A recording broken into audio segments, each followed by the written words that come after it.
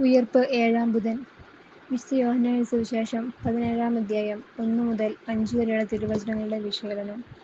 യേശുവിന്റെ മധ്യസ്ഥ പ്രാർത്ഥന. സ്വർഗ്ഗത്തിൽ നിന്നും ഇറങ്ങിവന്ന യേശു തന്റെ ജീവിതത്തിന്റെ അന്ത്യത്തിൽ പ്രാർത്ഥിക്കുന്നു.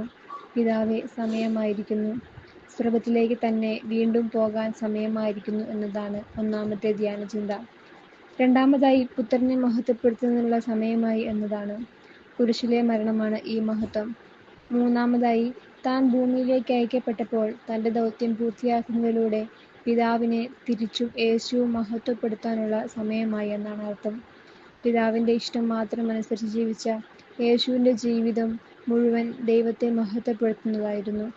അവിടുന്ന് എന്നെ ഏൽപ്പിച്ച ജോലി പൂർത്തിയാക്കിക്കൊണ്ട് ഭൂമിയിൽ അവിടുത്തെ ഞാൻ മഹത്വപ്പെടുത്തി. ഇന്നത് അതിന്റെ പൂർത്തീകരണത്തിലേക്ക് നീങ്ങുകയാണ്. തന്റെ പീഡാനുഭവവും മരണവും ഉത്ഥാനവുമാണ് ആ മഹത്വീകരണം. ദൈവവുമായുള്ള സമാനത വേണ്ടെന്ന് വെച്ചിട്ടാണല്ലോ അവിടുന്ന് മനുഷ്യനായി അവതരിച്ചത്.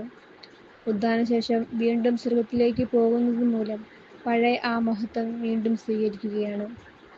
ദൈവത്തിന്റെ ഹിതം നിറവേറ്റുന്നതിലൂടെ നാമും യേശുവിനെ പോലെ ദൈവത്തെ മഹത്വപ്പെടുത്തുകയാണ് ചെയ്യുന്നത്.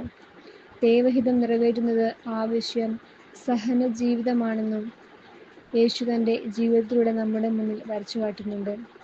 അതിനാൽ നമ്മുടെ ജീവിതത്തിലെ സഹനങ്ങളിലും തകർച്ചകളിലും നിരാശരാവുകയല്ല വേണ്ടത്, അതിനെ യേശുവിന്റെ സഹനത്തോട് ചേർത്ത് വെച്ചുകൊണ്ട് രക്ഷാകരമാക്കുകയാണ് വേണ്ടത്.